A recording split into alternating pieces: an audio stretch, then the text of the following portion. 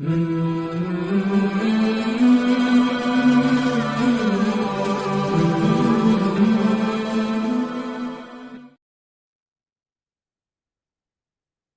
علیکم ورحمۃ اللہ وبرکاتہ۔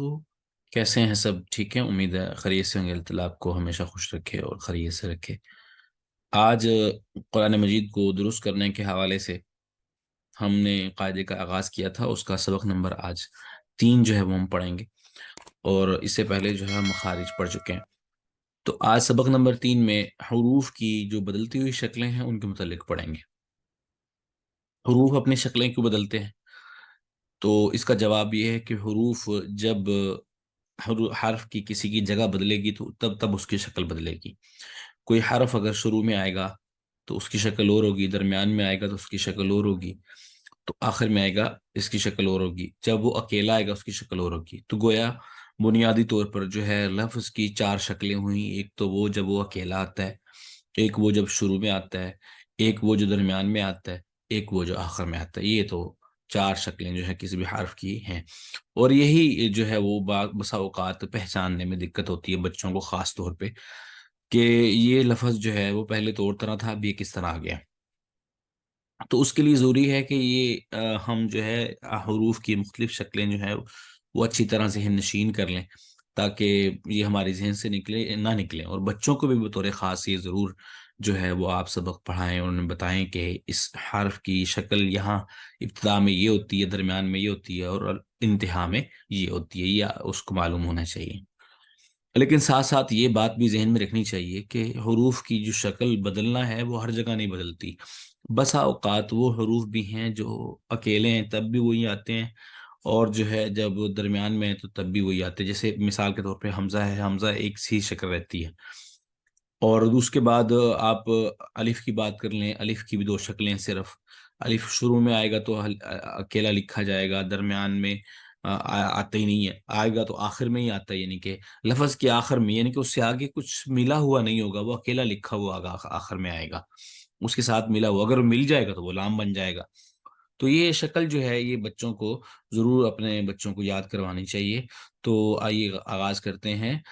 خلاصہ میں نے آپ کے سامنے رکھا کہ ہدایت نمبر 4 کہتا بچوں کو حروف کی بدلتی ہوئی شکلوں کو اچھی طرح پہچان کرائیں، اور اسی طرح ہا کی مختلف شکلیں جیسے ہا، ہا، ہا وغیرہ ذہن نشین کرائیں۔ تو سبق الف، با، با درمیان کی شکل ہے، تا آغاز کی شکل ہے، تا درمیان کی شکل ہے، ثا آغاز کی شکل ہے، ثا درمیان کی شکل ہے، جیم آغاز کی شکل، ہا آغاز میں، خو آغاز میں، دال، دال 2 شکلیں صرف آتی ہیں اس کی، یا اکیلا آئے گا یا اسی شکل میں کسی کے ساتھ مل کر آئے گا، 2 شکلیں آخر میں آئے گا یا شروع میں آئے گا بس۔ ذال اس کی بھی 2 شکلیں آتی ہیں، رو یا شروع میں آتا ہے اکیلا یا پھر آخر میں آتا ہے، زا اس کی بھی 2 شکلیں ہیں، ٹھیک ہے۔ تو سین، شین، صاد، غاد، قا، ظا، عین۔ یہ عین یعنی کہ یہ حمزہ نہیں ہے، عین جب ملا کے لکھا جاتا ہے تو صرف کسرہ آتا ہے۔ ساتھ یہ بھی ذہن میں رکھیں جب کوئی لفظ ملا کے لکھا جاتا ہے اس کی جو ایک سری جو ہے جو وہ باقی رہ جاتی ہے، ایک سر جو ہے وہ صرف سر لکھا جاتا ہے، درمیان میں بھی بسا اوقات وہ سر لکھا جاتا ہے، بسا اوقات اس کی اور شکل بن جاتی ہے۔ تو لکھنے کی صورت میں عموماً لفظ کا جو شروع ہے وہ رہ جاتا ہے، باقی پیچھے اس کی دم وغیرہ کٹ جاتی ہے، وہ پیچھے لفظ کچھ بھی نہیں رہتا سوائے اس کی سری کے۔ جیسے غوین، دیکھیں غوین کی جو آپ کو بتائیے یہاں گول دائرہ سا ہوتا ہے، پیٹ سا، وہ سارا ختم ہو گیا، صرف اوپر سری ہے بس۔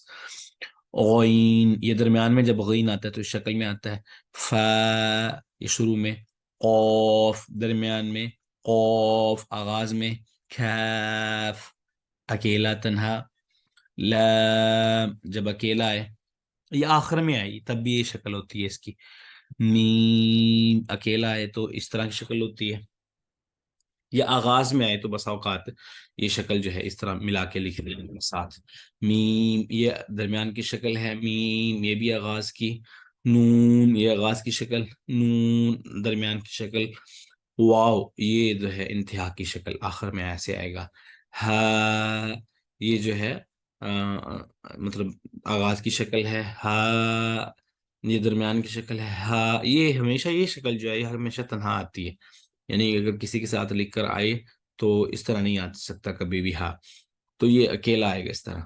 تو اس کے بعد ہے پھر ہا، یہ انتہا شکل ہائی، آخر میں جب ہا لکھا جاتا ہے عموماً تو ایسے لکھا جاتا ہے حمزہ، ٹھیک ہے، حمزہ یہی شکل رہے گی، یہ کسی حرف کے اوپر آئے گا، ایسے ہی آئے گا ہمیشہ۔